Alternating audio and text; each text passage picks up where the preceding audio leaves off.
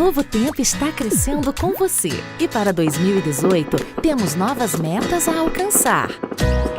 Queremos implantar na TV a alta definição em HD, construir um novo prédio para atender o crescimento da Escola Bíblica, Anjos da Esperança e demais departamentos. Desejamos lançar o DVD Está Escrito, O Convite. O DVD Paulo, Mensageiro da Cruz. E mais 2 estudos bíblicos com temática jovem e sobre o fim do mundo. Temos a intenção de lançar o aplicativo NT Play. E também um novo programa que vai tratar sobre longevidade e o processo de envelhecimento. Almejamos atingir a meta de 95% de programas inéditos na TV. Continue fazendo parte dessa história e transforme vidas. Sou Anjo. Sou Novo Tempo.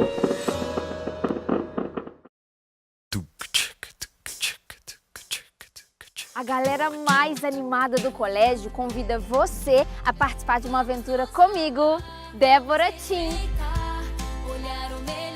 Uma aventura no ritmo de muita música legal, diversão e aprendizado.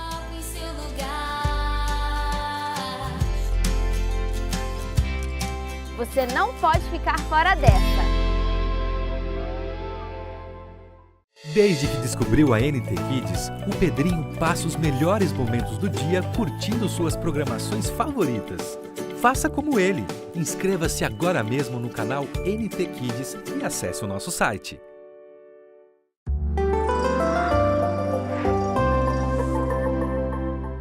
No Anjos da Esperança desta semana. Eu sempre tive uma curiosidade, vamos dizer assim, um desejo, um anseio de conhecer mais de Deus, né? De saber mais, né? De buscar as coisas de Deus. A palavra de Deus, ela precisa ser divulgada. E eu acho que o mais legal que eu acho no Novo Tempo é a questão das pessoas pensarem. Eles não te colocam o evangelho, assim, vamos dizer, goela abaixo, né? Ele leva a pessoa a pensar, né? Eu acho que isso que é muito importante. Você examina, você conhece a palavra, né? Você vai seguir a Deus por escolha, porque você escolheu aquilo, você está sabendo o que você está fazendo, né? Também, né? Anjos da Esperança, todas as quintas, inéditos, às 21 horas.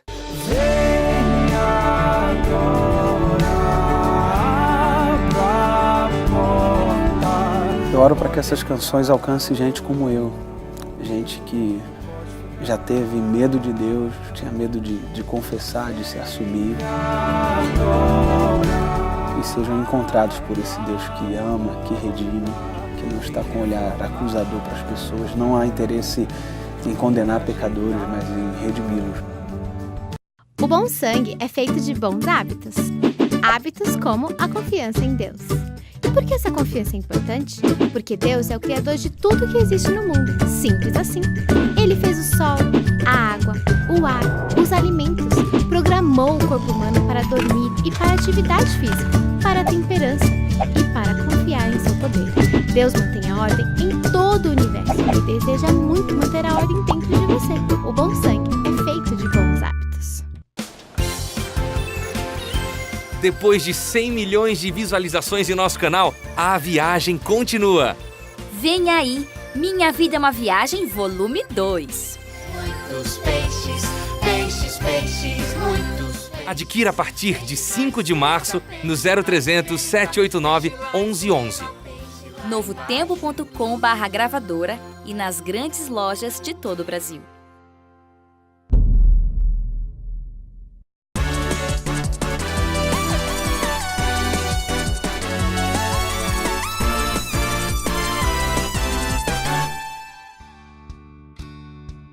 Olá, boa noite. O NT Sul Mais está no ar. Seja muito bem-vindo. O culto ao corpo e a busca pelo padrão de beleza que as redes sociais ditam tem tomado a mente das pessoas cada vez mais. E para isso, vale tudo, de blogueira a personal. Mas atenção, viu? Como dizem por aí, não é para qualquer um. Desde a tão inocente escolinha de futebol da gurizada até o top funcional, isso é tarefa para profissional e a gente vai explicar por quê. Chegar no meio da sala decidida e certa do que fazer e de repente um branco. Onde foi mesmo que larguei meu celular?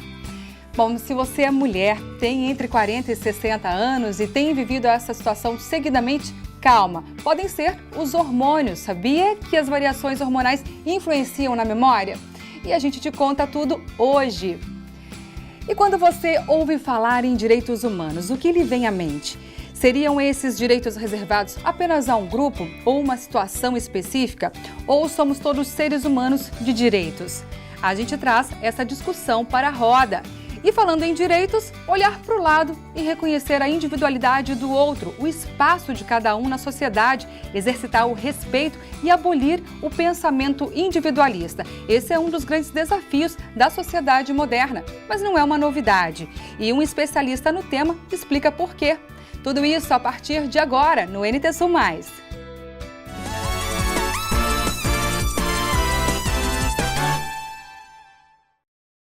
Educadores físicos, antes de exercerem a profissão, devem fazer o registro no Conselho Regional de Educação Física. Caso contrário, penalidades são aplicadas e o local onde ele presta serviço, seja academia ou clube, pode ser punido. Em Bagé, o Conselho proibiu que um dos times da cidade continuasse recebendo o treinamento dos profissionais não registrados. O Grêmio Esportivo Bagé precisou suspender as atividades esportivas até que o clube regularize a situação dos profissionais. O pedido do Conselho Regional de Educação Física, através da Justiça do Rio Grande do Sul, aconteceu porque alguém denunciou que havia irregularidade. O time atendeu ao pedido, como mostrou o colega Marcelo Magalhães nesta reportagem divulgada pelo Tribunal Regional Federal da 4ª Região. Eu gosto muito de jogar. Por quê? Não sei, físico cansa muito. Por lei, o treinamento físico é uma atividade que deve ser executada por um profissional de educação física. Eles são pequenos, né? E conforme a intensidade do exercício, isso é muito importante e perigoso ao mesmo tempo. Por isso tem que ser um profissional para exercer esse tipo de atividade aí. E foi justamente este o problema que o Conselho Regional de Educação Física encontrou no clube. Esse clube ele tem escolinhas e tem um centro de condicionamento físico, né? Nisto ele tem que ter profissional de educação física.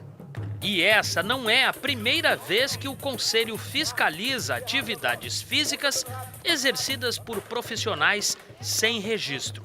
Assim como a maioria dos casos, o processo judicial envolvendo o Grêmio Esportivo Bagé começou após uma denúncia feita ao Conselho Regional de Educação Física do Rio Grande do Sul e teve como personagem principal o atual preparador da equipe. Movimento, estabiliza, fecha, aí. E aí fiquei surpreso até pela essa denúncia que aconteceu, mas sabemos que foi um mal-entendido, o clube já providenciou aí, né, para regularizar, para mandar a documentação necessária.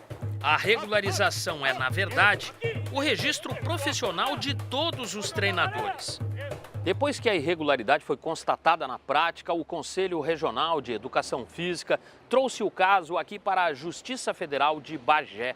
O Conselho pediu a suspensão das atividades até o clube regularizar a situação do profissional que atua na preparação física. Com base nas provas apresentadas, que na época apontaram que o preparador não estava registrado no Conselho, a primeira vara federal de Bagé aceitou o pedido e determinou: o Grêmio deve suspender as atividades até que tudo seja regularizado. Na verdade, todos os diretores têm outras profissões, não são profissionais do futebol, acabamos não registrando, passando essa informação ao CREF. Eu acho que foi um exagero, mas a gente respeita, está na lei e cabe a nós corrigir o que foi feito.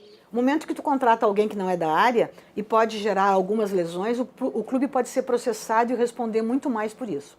Ao passo que se o clube contrata um profissional, ele tem o apoio do conselho também, porque qualquer erro que esse profissional cometa, o conselho pode atuar junto ao clube em defesa do próprio clube.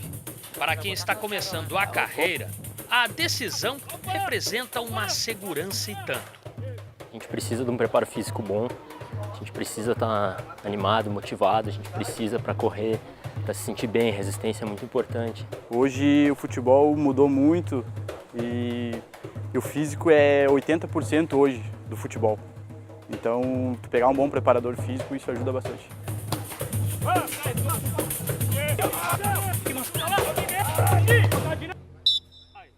A atuação dos profissionais de maneira irregular, como no Grêmio Esportivo Bagé, é apenas um exemplo de muitos espalhados pelo país, segundo este mestre.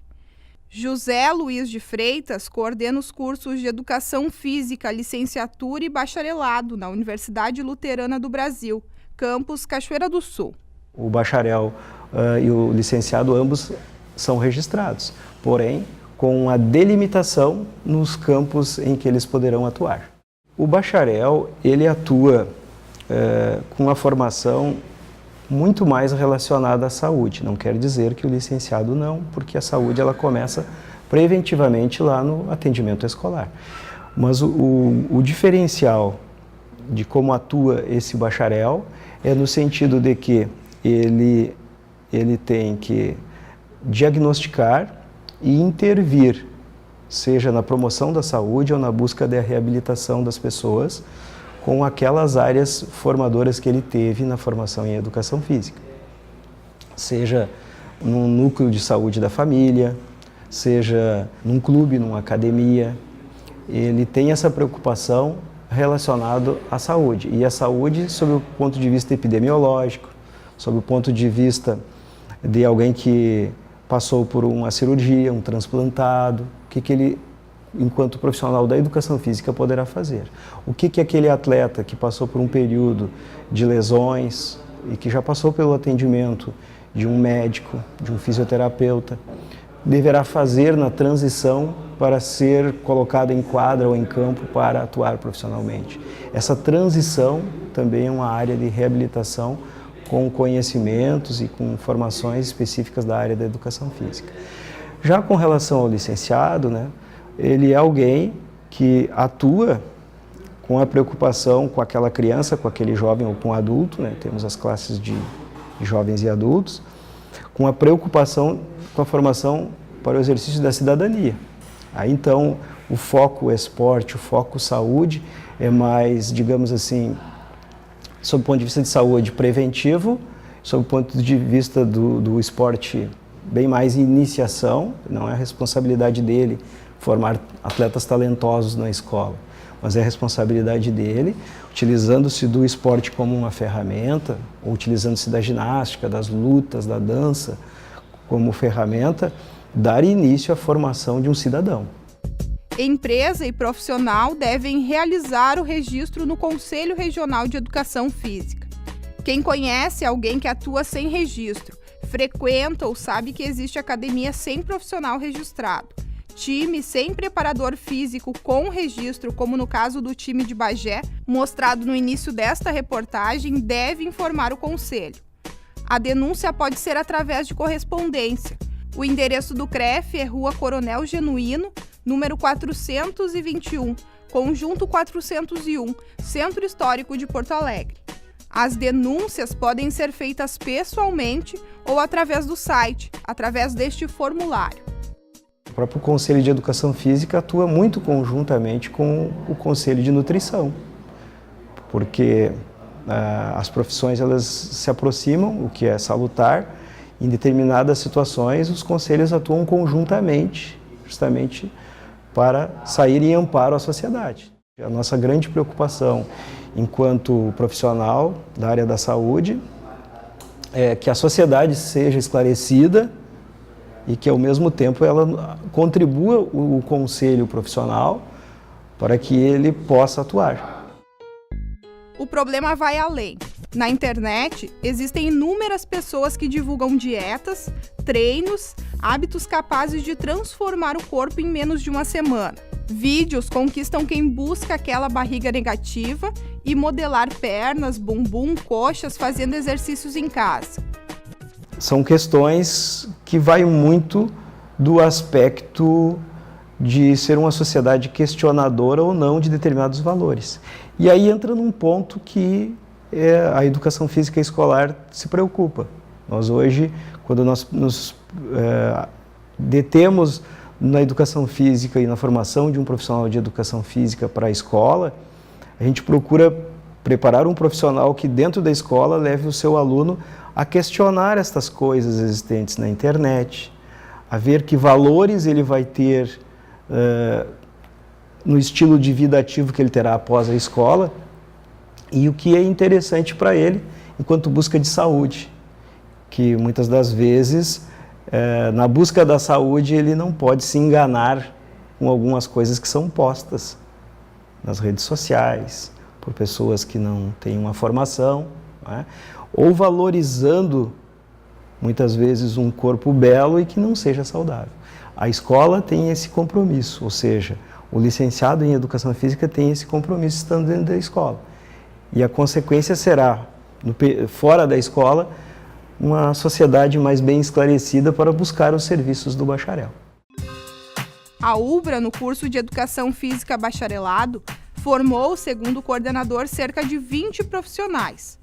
A primeira formatura aconteceu em 2016 e a maioria dos profissionais atuam na região, o que faz com que Cachoeira do Sul, na avaliação dele, seja deficitária quando o assunto são preparadores físicos bacharéis registrados, porque eles que estão habilitados a desempenhar funções em academias, mas quando isso não acontecer, deve denunciar, porque há muitas situações em que o beneficiário, ele até pela proximidade com as pessoas que estão ali, ele se sente um pouco desconfortável para ele chegar e exigir documentação, né? Nem todos se sentem à vontade para chegar para o profissional que o atende e pedir para ele um comprovante de que ele é registrado no conselho, que ele é formado. Na dúvida, denuncia, o conselho vai com seus fiscais lá e faz então esse controle de verificação sobre a autenticidade daquilo que é proposto ali e com relação à formação daquele profissional que está desenvolvendo a profissão.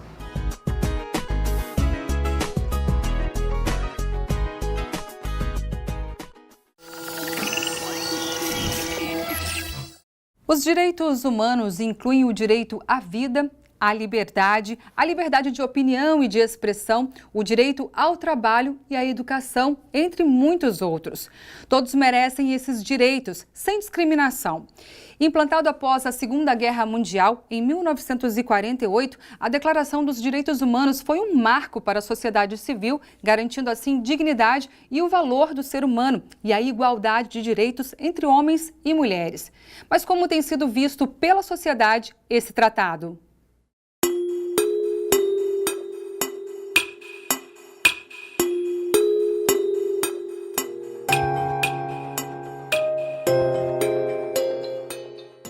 O artigo 1º da Declaração dos Direitos Humanos diz que todos os seres humanos nascem livres e iguais em dignidade e em direitos.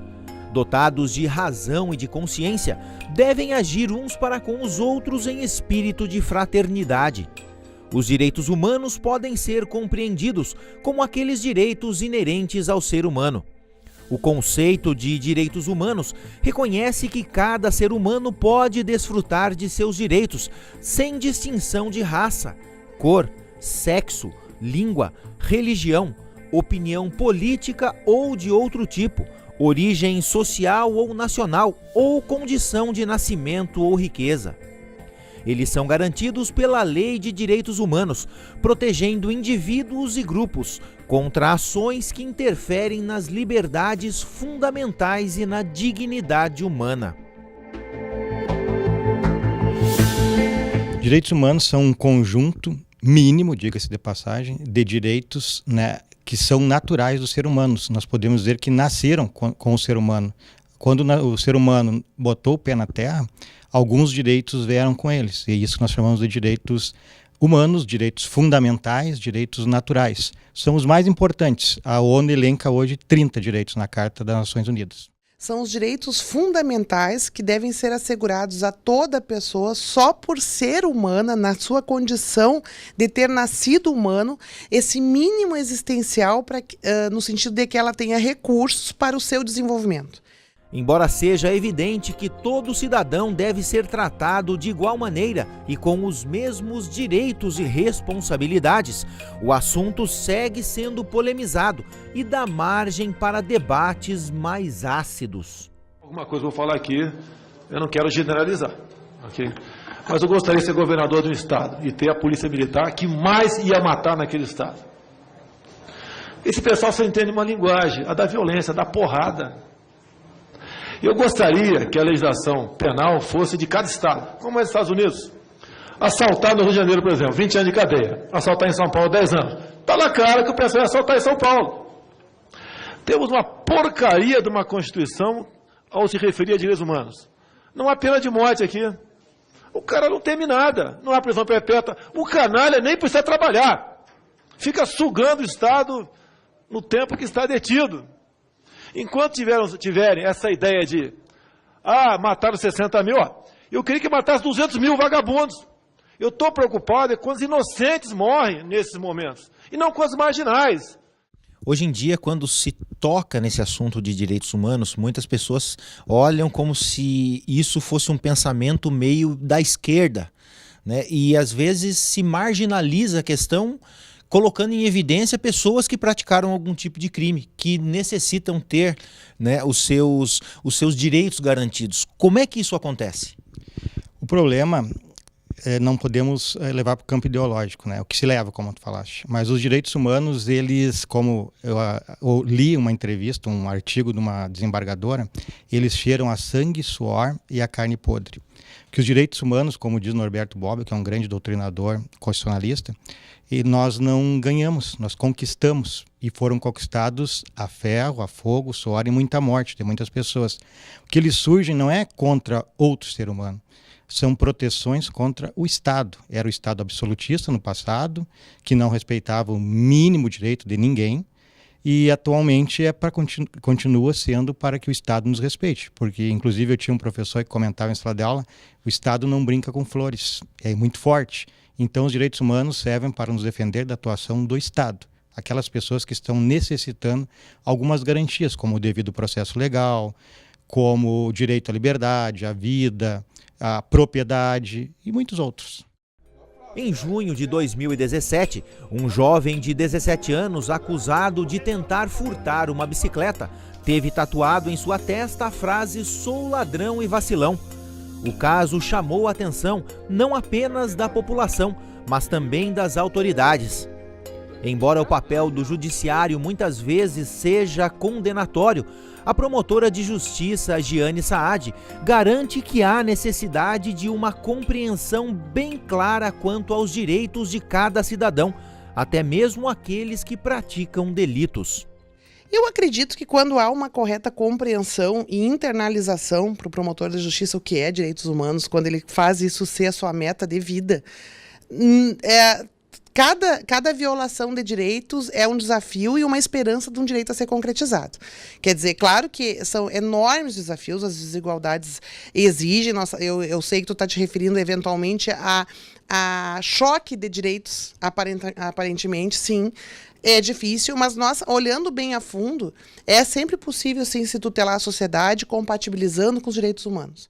Para o operador do direito que tem uma visão sistêmica, é possível sim se compatibilizar sempre a defesa dos direitos humanos na atuação do promotor de justiça.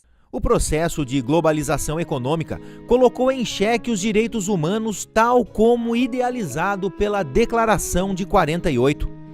Primeiro, pelo agravamento das desigualdades sociais e econômicas, mitigando o caráter indivisível dos direitos humanos, com o esvaziamento dos direitos sociais básicos e, como consequência da vulnerabilidade econômica social, a vulnerabilidade dos direitos civis e políticos. Segundo, pelo enfraquecimento do Estado, a quem se dirigem os obrigativos dos direitos humanos. De que forma a quebra dos direitos humanos ela pode influenciar na economia de um país, por exemplo? Os direitos humanos eles são objeto de muitos tratados. O Brasil é signatário de inúmeras convenções, tratados, né, que viram leis. O Brasil e todos os mais de 200 países que são signatários da Carta da ONU. Uma condição para ser membro da ONU é assinar o tratado, a Carta da ONU, os direitos do homem e do cidadão, né, que é um tratado. Então, nesse campo, se um país não respeitar os direitos humanos, ele pode sofrer embargos econômicos, vai ser prejudicado na sua relação econômica internacional. Isso não há dúvida, é uma coisa bem possível de acontecer. De que vale o direito à vida sem o provimento de condições mínimas de uma existência digna?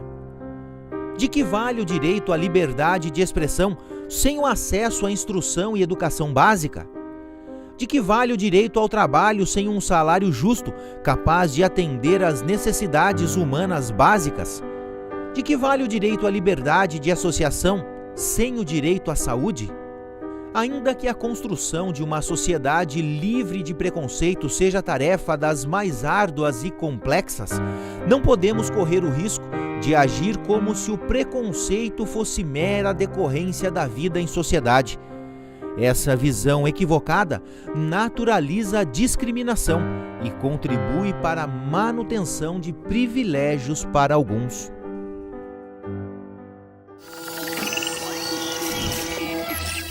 Esquecer algo ou de algo eventualmente faz parte da vida da gente, não é mesmo? Ainda mais com a correria do dia a dia. Há algum tempo, a falta de memória era sempre relacionada à idade avançada. Só que essa tese não se confirma mais, viu? Segundo uma pesquisa da empresa farmacêutica Sanofi, a cada 5 brasileiros, 2 sofrem com lapsos de memória pelo menos uma vez por semana. E as mulheres são as mais atingidas. Isso porque, além do fator idade, a pesquisa também apontou como vilões do cérebro sintomas tipicamente femininos, como a menopausa, alterações hormonais e metabólicas. Nós vamos ver na reportagem como as mulheres enfrentam essa situação e o que pode ser feito para estimular o cérebro e driblar os desagradáveis esquecimentos.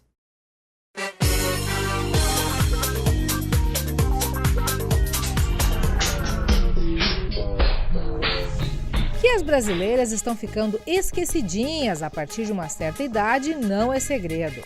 Elas tripudiam sobre isso nas redes sociais. Tirei a prova quando publiquei mensagem e muitas se acusaram com muito bom humor. Coisas de mulher. Até porque, seguramente, aliado a lapsos de memória, grande parte delas também está sentindo ondas de calor, suores noturnos, distúrbios do sono, ansiedade, depressão, alterações de humor e também pele seca, unhas quebradiças, queda de cabelo e por aí vai. São sintomas de mais um período de transição na vida de uma mulher, chamado de perimenopausa, que vai desde o climatério, quando finaliza o período fértil, até a pós-menopausa, marcada pelo fim da menstruação. Não é regra geral, mas essa fase geralmente acontece no período entre 45 e 60 anos de idade. A relação dos esquecimentos com esta fase já encontrou fundamento em pesquisa realizada aqui no Brasil pela Universidade Federal do Rio Grande do Norte e também nos Estados Unidos, na Universidade de Illinois. E exemplos de mulheres vivenciando esta situação tem por todos os lados. Nos últimos tempos? Uns tempos pra cá. É mesmo? É, daí abrir a geladeira e ficar pensando que vai pegar, né? Vai fazer o almoço, é. E aí, o que a senhora faz para tentar lembrar? Esperar um pouquinho. Eventualmente acontece. Sim, às vezes eu penso que, por exemplo, chaveei uma porta, né, não está chaveada. Coisas poucas, né, que acontece dia a dia. Tu costuma te chatear com isso? Não. Tranquilo? Não. Tranquilo. Isso aconteceu sempre ou acontece mais nos últimos anos? Percebo que com o passar dos anos, né, eu não tenho mais os meus 20 anos, 30, né? Então eu penso que tudo tem um limite. E até com a chegada depois dos 30, dos 40, a tua memória também, tu não pode acumular muita coisa. Tu tem que ir armazenando aos poucos, com tranquilidade, e principalmente quando tu tá num grau de estresse, assim, de acúmulo de cobranças muito grande, isso aí vem à tona, bem assim. Te chateia de alguma maneira isso, não? Esses esquecimentos, não? Não me incomoda, porque eu acho assim que isso aí... Chega um momento da vida que essas coisas começam a ser percebidas e vividas e a gente tem que controlar, tem que se reconstruir, rever a sobrecarga que a gente tem para conseguir controlar isso aí. A senhora eventualmente tem algum lapso de memória, tem problema de esquecimento, coisa assim? Tenho sim. Faz tempo que a senhora tem isso? Uhum. É? E aí como é que é? Que tipo de esquecimento a senhora tem? Eu Eu refaço o trajeto muitas vezes para lembrar o que eu ia fazer. É? Alguma coisa, algum lapso eventual te acontece? Eu me esqueço. Quando perguntam a minha idade, eu digo que não me lembro. Bem, esse lapso de memória vindo de uma mulher, a gente nem vai considerar, né? Vamos considerar sim a Danila, que em plena menopausa, aos 54 anos, sofreu uma isquemia cerebral e nem por isso desanimou. Apesar de chateada, ela tira de letra os esquecimentos e a zoação dos filhos. Alguma situação assim mais pontual que se repete frequentemente? Onde guarda as coisas, liga uma coisa e esquece que tá ligado, põe roupa na máquina e esquece de estender. Essas coisas assim do dia a dia mesmo. De tu sair para um lugar e ter que voltar porque não era para aquele lugar que tu queria ir. Tá assim então? Tá assim, bem assim. Isso te incomoda? Bastante, bastante. Bastante mesmo. Às vezes até eu fico irritada comigo mesma. Fico braba comigo. Mas a situação é essa, não adianta fazer o quê? E as pessoas do teu convívio já se adaptaram com isso? Já sabem dessa tua dificuldade? Alguém te ajuda? No meu trabalho, sim. Em casa também. Mas às vezes o Laurício disse assim, a velha coroca. Mas é de gozação mesmo. Mas todos eles sabem. Todos eles sabem. Eu esqueço e digo que esqueci. Depois eu volto atrás para ver se eu lembro. Qual é a tua estratégia para melhorar um pouquinho essa rotina, para te ajudar nos lembretes? Eu anoto as coisas que eu preciso de muito importante, eu anoto. Agora eu baixei um aplicativo no celular que é de palavras cruzadas, que o médico diz que ajuda, né? Exercitar a mente. Exatamente, para ver se ajuda, né? É tipo uma fisioterapia, uma coisa assim. E essas coisas assim que eu faço. Já aconteceu, assim, de não lembrar o que eu ia fazer, aí eu tenho que parar, pensar, fazer uma retrospectiva dos meus pensamentos para ver o que era. Mas uma situação que me deixou bastante preocupada foi um dia que eu estava conversando e no meio da conversa eu não sabia o que eu estava falando. Esqueci. Eu disse para a pessoa o que eu estava dizendo mesmo. Isso me deixou bem preocupada, porque aí eu pensei que isso não fosse normal. A Adriana está com 51 anos de idade e há cerca de 6 anos se sente incomodada com o desempenho cerebral. Júlia, a filha de 8 anos e parceira de sempre, de vez em quando tem que entrar em ação. Quando ela está procurando uma coisa, eu digo para ela que ela esqueceu em algum lugar ou onde está. Virou o plano B da mamãe? Várias vezes eu tô procurando alguma coisa que não lembro onde é que eu guardei e ela vai lá e me traz. Ela tem uma memória muito boa, ela sabe tudo. Aí ajuda a mãe, né? Mas, para a alegria geral da nação feminina, a fase esquecidinha, porque todas as mulheres têm que passar com mais ou menos intensidade, pode ser mais suave e melhorada. Isso porque nosso cérebro, quando estimulado e trabalhado, nos retribui com as memórias que a ele pedimos, porque acionamos outras áreas que habitualmente não são exigidas. E isso se consegue com pequenas mudanças. Vamos a um teste? Especialistas apontam que mudança de hábitos ou alteração de algumas rotinas do dia a dia contribuem para que o cérebro acione certas áreas que estão adormecidas, desativadas ou que não são muito utilizadas. Eu proponho agora a você que me assiste um pequeno desafio. Vai surgir na sua tela outras imagens minhas de arquivo. Compare essas imagens com essa atual e verifique qual a principal diferença. Para facilitar para você, eu vou solicitar ao amigo editor que congele todas as imagens. E aí, telespectador, achou a diferença? Isso mesmo, nessa gravação aqui eu estou segurando o microfone com a mão direita, ao contrário do que faço habitualmente, já que eu sou canhota. E eu confesso a vocês que essa experiência de gravar esta passagem com o microfone na mão direita, para mim foi meio desafiador e diferente. Assim como o corpo da gente, o cérebro também precisa de atividade extra, de um incentivo, de um estímulo, de uma certa malhação. O corpo procura a academia. Para o cérebro, existe já escola de ginástica cerebral. Temos uma aqui em Cachoeira do Sul. O Wagner é gestor pedagógico desta escola e vai conversar um pouquinho com a gente sobre esta etapa da vida das mulheres, Wagner, em que boa parte delas fazem referência a lapsos de memória, a pequenos esquecimentos, enfim. É normal isso? Por que acontece? Sim, a gente pode dizer que é normal, porque o nosso cérebro ele é muito inteligente e preguiçoso, né? O que quer dizer isso? Que ele sempre está procurando a zona de conforto. Então, logo que ele aprende alguma atividade ou essa experiência já está na memória de longo prazo, o cérebro procura não gastar energia com essa atividade, né? Para tirar esse cérebro da zona de conforto, a gente sempre vai precisar de 3 pilares.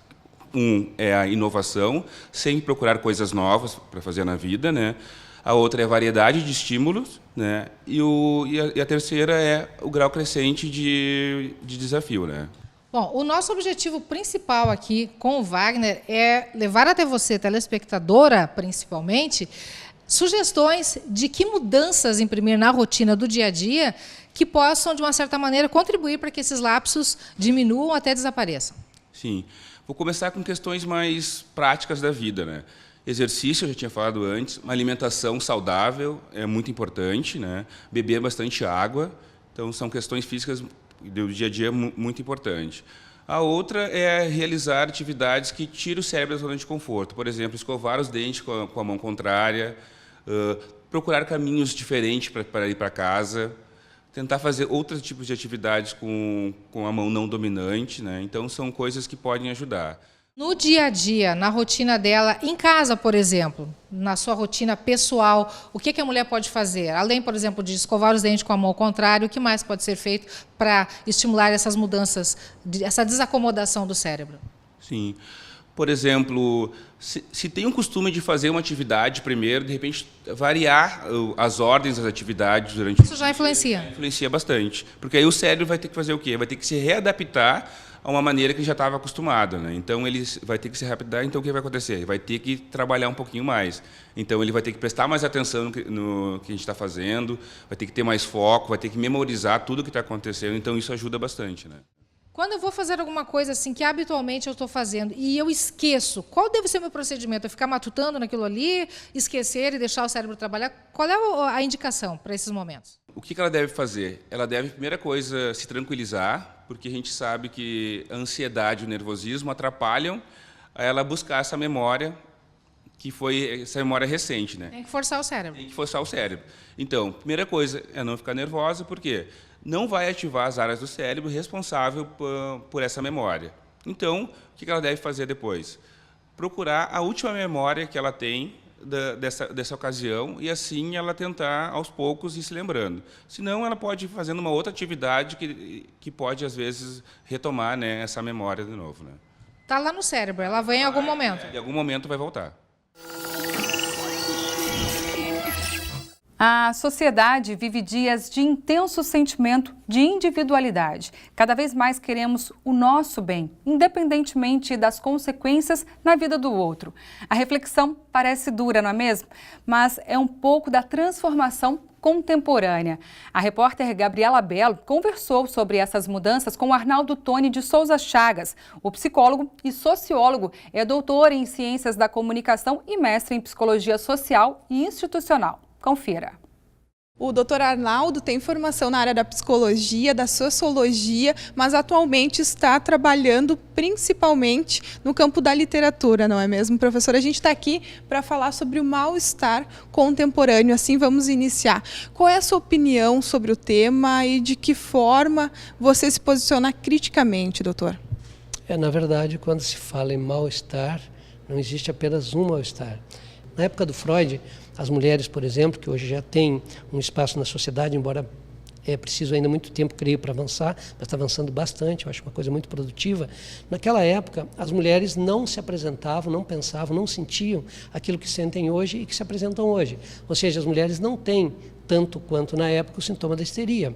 Hoje, aquilo que, por exemplo, a Ana, conhecida como a Ana Ock, Freud, né, começou a trabalhar com ela e desenvolveu todo o processo sobre a histeria, hoje seria um absurdo e se imaginar que as mulheres podem, por exemplo, se apresentar na televisão mostrando o corpo, coisa que ela não podia. Naquela época, como era uma mulher avançada para o tempo, ela queria namorar, ela queria sair, ela queria passear, não era possível da mesma forma que hoje. O que fazia? No caso dela, sintomatizava, revertia para o corpo. E hoje não. Qual o mal-estar que a mulher tem hoje? Outros. Mas o que é a liberdade de autonomia na relação com os outros? Aí surge o conselho detalhado por Arnaldo, do individualismo narcísico. As pessoas se voltam para o eu e em detrimento do outro, sendo que não percebe, e isso causa um sofrimento, que nós sempre vamos depender do outro, sempre. Aonde você está, pense que você vai ver que sempre o outro está colocado. Então, eu coloco o individualismo como uma ideologia, uma ilusão, uma utopia da modernidade. E o individualismo, isso que o senhor coloca, ele é de agora ou ele foi se transformando, as pessoas ficaram mais pensando no eu e não se colocando no lugar do outro de uns tempos para cá, ou isso sempre existiu e só agora que está aparecendo? Quando eu chamo de individualismo possessivo, eu vou tratar do individualismo hoje que eu chamei de individualismo narcísico, que seria o excesso, que é aquilo que nós chegamos num ápice. Eu vou te dar um exemplo, e isso é histórico. Mas qual é o problema? O problema é quando o indivíduo, esse que eu chamo de possessivo, ele vai já abdicando do social. Então é um indivíduo que ele se consome consumindo, ele é hedonista porque ele quer prazer, mas ele não está muito preocupado com o que está acontecendo no país, entende? Mas ele está vivendo bem, tá bom. E aí também pode vir a indiferença com o outro, porque o outro, né, ele passa a ser um obstáculo para a minha satisfação, porque se volta tudo para si. E o outro quer a satisfação dele, aí eu vou ter que usar, embora eu sei que não é bem quisto o Thomas Hobbes, né? Mas dá para a gente pensar, ou seja, será uma guerra de todos contra todos. Por isso o Thomas Hobbes dizia, embora ele acreditava no absolutismo, que nós não acreditamos nisso mais, mas ele dizia uma coisa interessante, que a gente age pelas paixões e depois vem a razão. Então por isso que o Thomas Hobbes, ele era assim, muito legalista, porque ele dizia, não, o ser humano tem que agir com medo e com esperança. Esperança de conseguir alcançar os seus objetivos e tudo mais na relação com o outro, mas ele teria que abdicar de toda a liberdade que ele tem, porque todos no estado da natureza, segundo ele, vão querer a liberdade e não vai dar certo, porque todos os corpos vão ser conflituosos e vão ter grandes problemas. Então precisa de um estado, e aí que está o que a gente discorda, esse estado forte, absolutista, para então distribuir a liberdade. Então nós temos que abdicar da liberdade total. Se eu pudesse pegar assim de modo muito geral e até assim bem reducionista, mas Freud, o que Freud diz? É mais ou menos por aí, ou seja, nós precisamos conviver sempre com o outro. E evidentemente que no princípio primário, no princípio do prazer, nós vamos querer só o prazer, mas o princípio da realidade vai nos movimentando na relação com o outro. E é na diferença que eu me constituo. Doutor, qual a sua opinião quando o assunto é construção social, quando o conceito são as drogas? Primeiro, que eu não entendo droga como substância química. Também entendo, mas é outra coisa, porque a substância química é mais um objeto da medicina psiquiátrica, tem muito a ver com, enfim, com uma substância que, por alguma via, de algum modo, penetra no organismo, enfim, vai para a corrente sanguínea e chega aos neurotransmissores, altera e a pessoa age disso de determinadas formas, e, em geral, as pessoas que são dependentes, escravas das drogas, têm consequência. Eu vejo diferente, eu vejo tóxico, objeto. E objeto, nesse sentido, estou falando, pode ser uma pessoa, pode ser o trabalho, pode ser a comida, pode ser inclusive a substância química, etc. Então, resumidamente, para as pessoas tentar compreender um pouco, depois aprofundar, seria um objeto qualquer que, de algum modo, ocupa a nossa vida, a nossa subjetividade, e que nós não sabemos porquê, mas nós não conseguimos se livrar desse objeto, que seria a servidão. Eu gosto muito mais da paixão. É a questão da paixão. Uma pessoa apaixonada por time de futebol, é muito difícil ele agir de forma racional. Por quê? Porque ele está apaixonado. Então, um time de futebol pode ser a sua droga. Então, eu digo, tem a droga boa e a droga má. A grande questão é quando se torna escravo e isso começa a realmente ter um efeito na tua vida. E, em geral, as pessoas vão perceber que é um efeito muito nocivo. E mesmo que as pessoas não percebam, a grande questão é quando a pessoa não sofre ou acha que não está sofrendo, aí realmente ela vai usar. Porque eu já vi dependentes químicos, eu trabalhei 30 anos mais ou menos com isso, no Hospital Universitário de Santa Maria, no UFSM, do qual eu me aposentei já, e eu lembro de pessoas que estavam assim numa situação muito precária, já morreram, a maioria deles, e eles não achavam que estava ruim. Talvez isso fosse realmente uma defesa para poder viver, e talvez eles pensassem que não estivessem mesmo. Mas assim, e o que é estar ruim também, o que é estar bem, né? A pessoa diz, mas a pessoa está perdendo a saúde. Sim, mas a saúde é um ideal para quem? Para nós que trabalhamos e tal. Para eles é outra coisa, por isso que a gente tem que também acolher e escutar o que essas pessoas estão denunciando para nós. Esse mundo da saúde, do bem-estar. Mas as pessoas lutam por bem-estar e os toxicômanos estão mostrando o nosso fracasso. Porque eles vão lá, eles não estão preocupados com o corpo, não estão preocupados com a saúde, não estão preocupados em perder a liberdade, a família. Então nós temos que pensar, porque eles, entre aspas, já disse um psicanalista, são nossos heróis nesse sentido. Eles estão mostrando todo o nosso fracasso, que nós não conseguimos fazer assim, e estamos dando com outras drogas, e eles é como se dissessem, eu vou morrer usando drogas, vocês não vão poder fazer nada.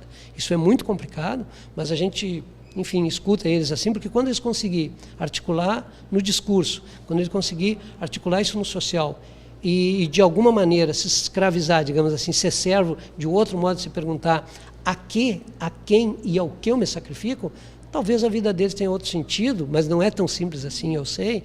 Precisa muito trabalho nisso aí, não é? E resumindo, eu acho que mesmo assim, quem sabe, o que a gente quer mais da vida é ser amado e reconhecido.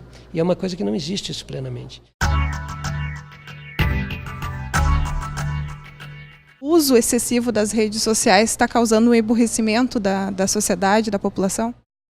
A questão da rede social, como é algo novo, é muito complexo. Mas, evidente, é uma mídia, eu gosto de pensar na simulação. Quando eu vejo as pessoas, pessoalmente é uma coisa, quando eu vejo lá não são as pessoas, são a imagem da pessoa. A fotografia não é a pessoa. As pessoas que estão me ouvindo, elas nos vendo, elas vão ver na televisão, não é a minha imagem. É claro que eu estou aqui. Uma das grandes questões, são muitas, né? É o fato de achar que todo mundo tem que curtir, é o fato de achar que todo mundo tem que ter a sua foto lá, o fato de achar que todo mundo tem que ter um celular. Mas por que eu tenho se eu não quiser ter um celular? Aí a grande questão é que daí você vai ser uma pessoa diferente, não por ser diferente, porque na verdade também tem muito isso. As pessoas que se marcam com tatuagens não é para ser igual a todo mundo, de alguma maneira é para se mostrar o corpo, por alguma razão. A marca do pai, que o pai que a gente nunca teve, né? Mas enfim, e por outras coisas, elas se marcam para se mostrar. Então é demanda de amor. Então pessoas, mas um amigo dizia que não, mas hoje é interessante porque tu fica isolado no teu quarto, mas pelo menos tu fica ali. Quer dizer, é uma fuguinha, né? É possível, mas ele vai sentir um momento que ele precisa do outro, o olhar do outro, o semblante do outro, o contato com o outro, né? E isso a gente tem muito mal-estar, né, nisso. Agora, é que nem a literatura, não é de tudo ruim. Quer dizer, tem pessoas, autores, que quando ingressaram na literatura, eles encontraram uma saída para a sua vida, né? Então, mas é algo que está aí, a gente deve pensar, mas tem grandes problemas, sim, não só esse problema que a gente vê de notícias falsas, de violência, que isso é uma coisa objetiva, isso a gente está vendo, mas consequências para as relações humanas. Então eu entendo que na democracia é preciso que as crianças possam ler a mídia, também estudar a mídia. E hoje eu acho que as televisões estão fazendo isso, e eu acho que é uma coisa interessante, elas estão interagindo com o seu público, que antes não, né? A gente dizia, quem está com a latinha, que na época a gente chamava de microfone, está com poder. Hoje eu vejo que não, então a rede social também é importante para isso, para a gente interagir com a mídia, com aquilo que a gente não tinha acesso. Nesse sentido eu acho algo interessante, assim. O que acontece, tudo que a gente está falando aqui está também disponível para os telespectadores, para aqueles usuários da ferramenta Facebook, também YouTube, sites, enfim, estamos em todas as plataformas. Quero agradecer ao doutor Arnaldo pela participação e por todas as informações dadas aqui. Muito obrigada, doutor. Eu que agradeço.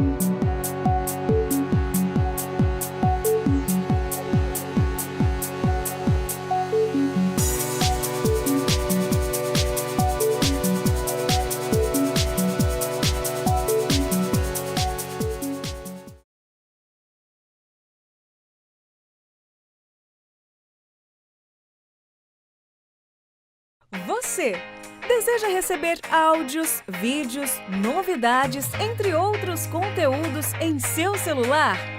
Acesse agora adv.st/Rádio Novo Tempo. Clique no ícone do WhatsApp, siga as instruções e pronto! Entraremos em contato com você. Rádio Novo Tempo, a esperança agora em seu WhatsApp. Isto é super bom. Fibras. As fibras são essencialmente encontradas em alimentos de origem vegetal e elas são muito benéficas para a nossa saúde. As fibras estão presentes também nas proteínas vegetais da Superbom. Entre os benefícios da fibra estão: auxilia na perda de peso, auxilia o sistema imunológico, previne o câncer de colo e combate a prisão de ventre. Isto é super, isto é bom, isto é super bom! Cultivai o hábito de falar com o Salvador quando sós, quando estáis caminhando e quando ocupados com os trabalhos diários. Esse tempo é especial para você. Agora, considere a ideia de orar.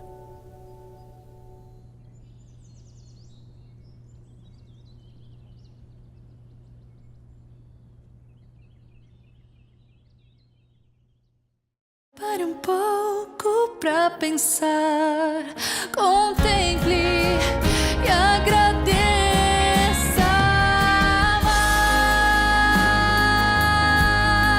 Eu realmente espero que essas músicas possam elevar os pensamentos, sabe? Coisas nobres, coisas maiores. Não seja simplesmente um entretenimento, sabe? Mas que seja algo além, algo maior do que isso. Toda semana eu estou aqui com você na TV Novo Tempo apresentando o programa Além dos Fatos. Analisamos fatos, notícias que ocorrem no Brasil e no mundo e daí tiramos alguma lição importante para a nossa vida, buscando na Bíblia sempre uma palavra de esperança ao seu coração. Todas as segundas e quartas-feiras às 10 da noite, além dos nossos horários alternativos. A gente se vê. Nas mãos do Cordeiro me entrego inteiro pra ser quebrado e refeito nas mãos. Venha louvar com a gente, Adoradores 3. Garanta já o seu.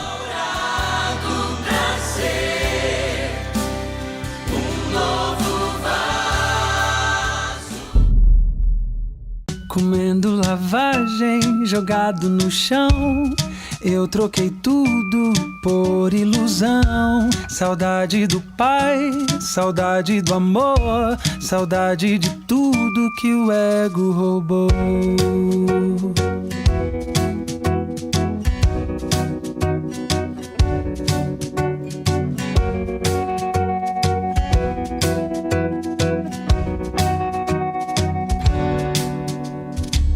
Ainda lembro das broncas do meu irmão, da minha mesa farta de pão, do seu abraço acolhedor e do cheiro do meu cobertor. Ainda lembro de quando tudo era bom, de quando tinha tudo nas mãos, mas o orgulho me enganou. E agora que estou comendo lavagem, jogado no chão, eu troquei tudo por ilusão. Saudade do pai, saudade do amor, saudade de tudo que o ego roubou.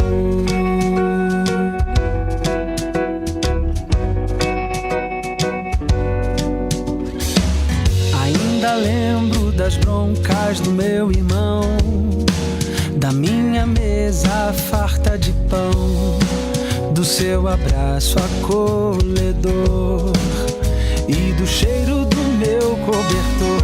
Ainda lembro de quando tudo era bom, de quando tinha tudo nas mãos, mas o orgulho me enganou. E agora que estou comendo lavagem, lavagem, jogado no chão. Eu troquei tudo por ilusão. Saudade do pai, saudade do amor, saudade de tudo que o ego roubou. Comendo lavagem, jogado no chão. Eu troquei tudo por ilusão. Saudade do pai, saudade do amor, saudade de tudo, tudo. Mas de longe me avistou, correu e me abraçou. Uma festa preparou. Deixei a lavagem, deixei o meu chão. Deitei em seus braços, comi do seu pão.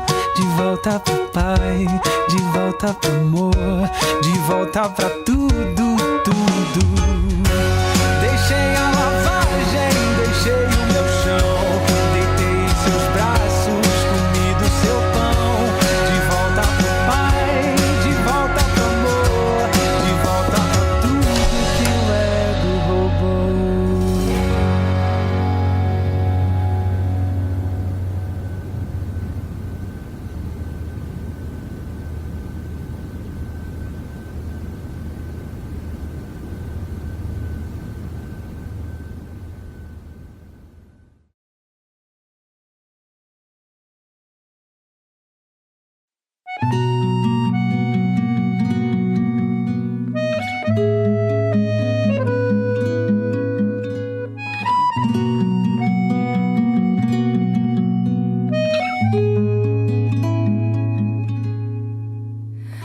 Não foi fácil e ainda não é. O deserto que passei, as dores, as dúvidas,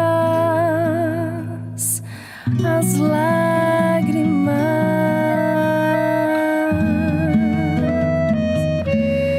Mas não faltaram sombra e água fresca durante o dia. Não faltaram luz e calor nas noites frias.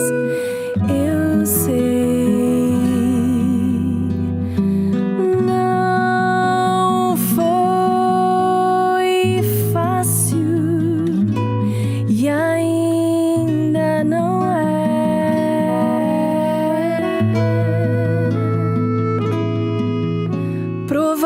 Provações, privações, provocações oprimiram a paz, a minha paz. Mas no deserto com Deus, provisões e bênçãos me cercaram. Em nenhum momento os anjos me abandonaram. Eu sei, eu sei.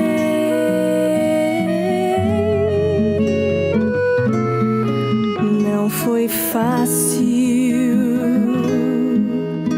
e ainda não é, mas em oração, meu Deus, me enche de fé. Hoje sei que o caminho é difícil, mas minha mente renova-se em Cristo e em mais ninguém. Hoje sei que o deserto com Deus é oásis, e oásis sem Deus é miragem.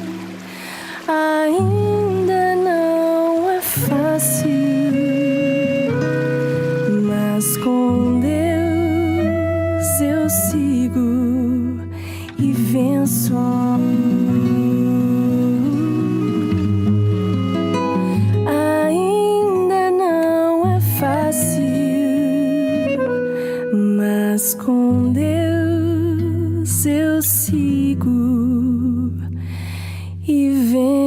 sul.